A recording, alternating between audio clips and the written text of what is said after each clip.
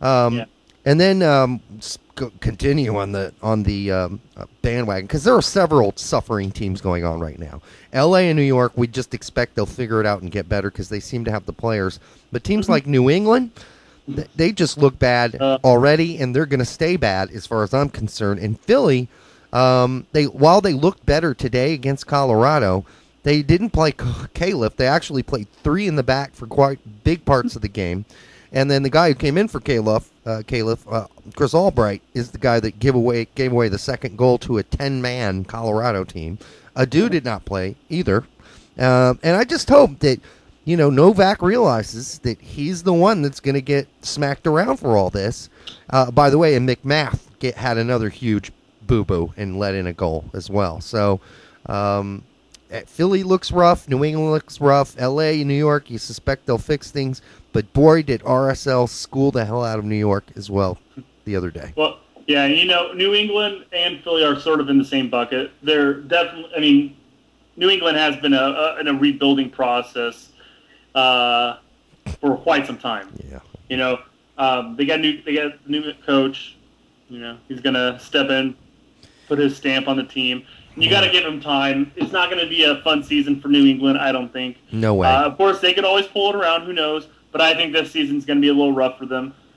Philly, sort of the same thing. I mean, you've got some talented players on the team, but you've got really young players on the team. Yeah. And we mentioned this beforehand when we talked about the removal of Latu. This is a team that's going to have some really spectacular times, and then they're going to have some real, mind-screwing times. Yeah. Like, what just happened there? Exactly. They really scored like that? Yep. So I wouldn't be too concerned. Real Salt Lake does look sharp. I mean, they look like a tough team to play. Yeah. As always. Espindola was great. Gill's second goal was nice. Going back to Philly real quick, and listen, it's going to sound like I'm some Nowak hater or whatever. But, here's a guy during the interview with NBC when they asked him about Latu. He didn't even want to talk about it. That's fine. Okay. But, this would have been a really good opportunity to just kind of let the audience, and maybe this is the first time tuning in this year, let them know what happened. And just be, open and frank about it. He's just such a grouchy son of a bitch, If you made the move, dude, at least own up to it and say why. But, obviously it's a very hurtful topic for him because he basically told Kyle Martino and whoever his co-host is, I forgot, Arlo White, to basically go suck it. I'm not talking about that because I'm a grumpy Grinch. Whatever, then, you know what? Well, first of all, they probably know, if they knew Nowak at all, which I'm sure Martino does, don't ask him that question because he's not going to answer it. And second of all, I wish Nowak would quit being such a freaking grump. Anyhow, that's kind of, my comments on that. Yeah.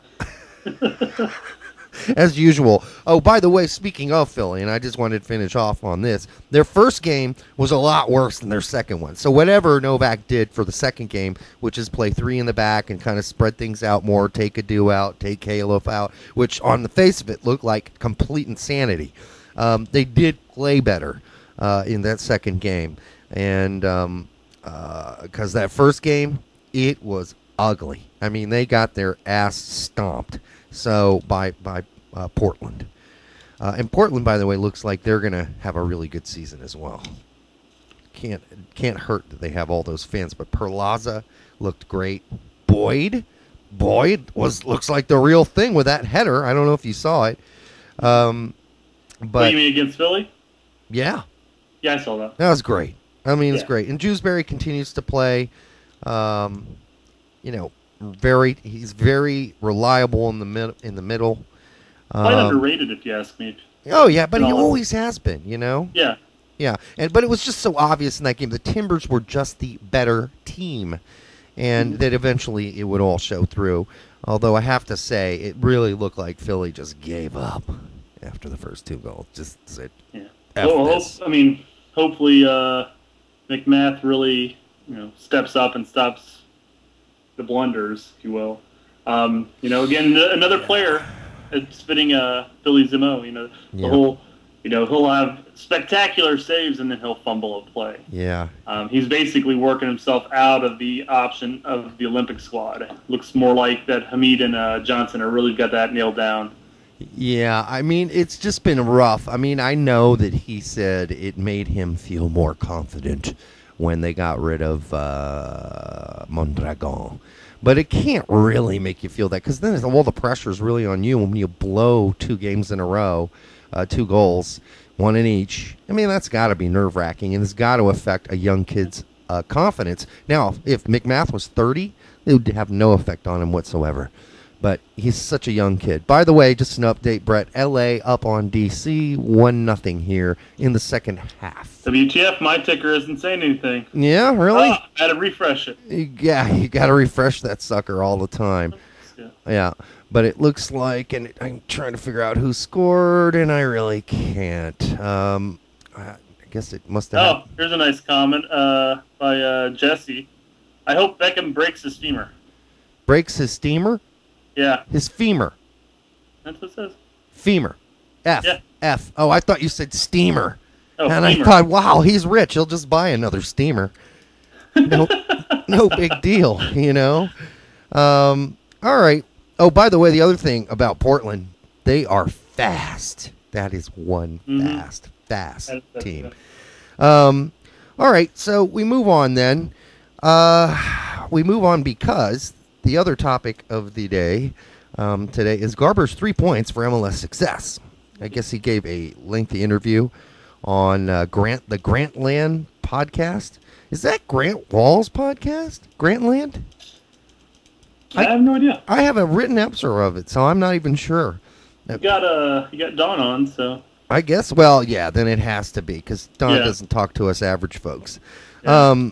Anyhow, his 3 points were as follows, and of course, all of this is what he wants to happen, but not how he'll make it happen, which always annoys me. But he said, number 1, what we've got to do is actually win the CONCACAF Champions League and get to the World Club Championship. He says, I think that will give us, as a club-driven league, I don't know, what our national team has been able to achieve by beating Spain in the Confederations Cup. Again, we got outmanaged and outplayed so far, and with the Mexican teams looking as good as they are right now, hard to see Toronto winning out in the Champions League. Mm-hmm. Yeah. We're up. Yeah. And then his second was that we need to develop a world-class player in our league that's developed in one of our academies. Get our own version of Chicharito, he says. And maybe he stays in MLS, or maybe he's sold. Well, if it happens anytime soon, I hope he's sold. Because there's no way Chicharito is Chicharito unless he goes and plays for Manchester United. Am I wrong? No, not at all. I mean, he is who he is, but he definitely fine-tuned and got better by going abroad. I think a player could if we're talking about a world-class homegrown player. And that's what he talked about, yep. Yeah, if we're talking about a world-class homegrown player, he's not staying in the league. It's not going to happen. We might create, if we ever do create a world-class player from our academy, or from the U.S. as a whole, he might start in the U.S. in MLS, but he's definitely going to move on. Yeah, I mean, does Messi... It's not going to happen that he's going to ever stay. Does Messi play in Argentina? Does Ronaldo play in Portugal? No. And Chicharito doesn't play in Mexico. All right. Third, he said, is to continue to really grow the television audience so that our games are must-see TV for people who love the game, Garber said, and not just something that's important for the local fan, but experiences that are important for everybody who loves the game. Now, again, he doesn't say how that's going to happen. I was thinking maybe he was going to say, because one of the ways we're going to do this is have naked ladies dance at halftime. That would certainly help getting the attendance up with young men between the ages of 20 and 99. It would certainly hurt us with the soccer mom population, though. It would, but you know what? I think they've kind of given up on that audience just a little. They still do it a little, but not a lot. But attendance does continue to go up. I mean, there's no doubt about that in the MLS. Attendance looked great this week. I mean, how many home openers were just booming? But the TV ratings, not so good.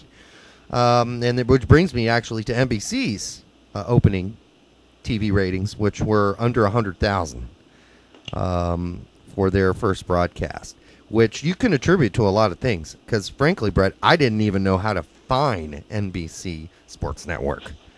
Yeah. I forgot it was Versus, and of course, I even printed out my Comcast strip, and it still had Versus on there. No mention, no update where they switched back to NBCSN. I eventually found the game, but I can really understand why a lot of other people couldn't. But MLS ratings, TV ratings, I don't see that changing anytime really soon. Do you? No, I don't, and I wouldn't. Only reason I'd be really concerned is if this is a common trend. Obviously, the money won't be there next time around. The big thing is if you have a rating of 100,000, what that tells me is that you had well, that's not the rating. That's not the rating. That's just how many people watched. People. Right. I think it was like 85,000. Yeah. Ish. Yep. What I was going to say is what it does tell me is that basically the MLS fan, the one who goes to the games, the one who follows the league. It doesn't necessarily mean that they have to go to the games, but the ones who follow the league, they're the ones that are tuning in. It's not your day-to-day average soccer fan. So clearly, as far as a marketing standpoint, it's still not reaching the masses. No. I think if the general public of soccer fans as a whole knew that, hey, if you go to this channel, there's actually an MLS game on. Right. We would have an increase, but we're not. Apparently, we're not reaching those fans. We're not. Quite frankly, they just don't rate MLS. Well, one of the two. Right. In all honesty, if you look at Garber's things, to win CONCACAF Champions League, produce a world-class player, maybe we would. Maybe we would be worth the other soccer fans to actually start following. I mean, you could argue that Landon Donovan is close to one. Yeah, and you know what? We'll get Beckham was one, but I mean, we do have at least former world-class players, right? We have Beckham, we have Henry, right? Torsten Franks was not exactly completely world-class, but he's a fantastic player. The problem is with that, though, is that we are facing the same problem that we've talked about on the show several times of whether or not MLS is a retirement league or what people really think of the league. Yeah. And we know, obviously, we've taken the stance that the players that are being claimed that they're coming here to retire have proven that they can go abroad and still perform at the highest level. Yep. So they're not really here to retire. They're here to continue playing, not necessarily really progress their overall career, but to continue playing as hard as they ever have been. Right. But, I mean, a lot of people are looking at that like, oh, Beckham's has been. He's washed up. Yeah. Henry's only here because it's the final paycheck and blah, blah, blah. Right. And, and just so forth. It's that aspect doesn't help. Now, if we were creating top quality players in MLS, like Nahar steps up and gets sold for, $20 million, or we see Hamid or Johnson get sold off. I mean, those are players not necessarily. I mean, Johnson's not a homegrown talent, but at least with Hamid and Nahar, you're looking at players that have been produced by the MLS academies. Well, they played for the MLS academies. I don't necessarily know if you could say that they were produced by that team, but. Right. At least you'd be seeing players, the future top quality players, stepping up and being sold. It would probably build more of a following amongst the MLS bashers, I guess you could say. Let's just keep producing a lot more Landon Donovans and happy. Clint Dempsey's. I'd be happy with that. Let's just continue developing those guys instead of having them pop up every 10 years or so.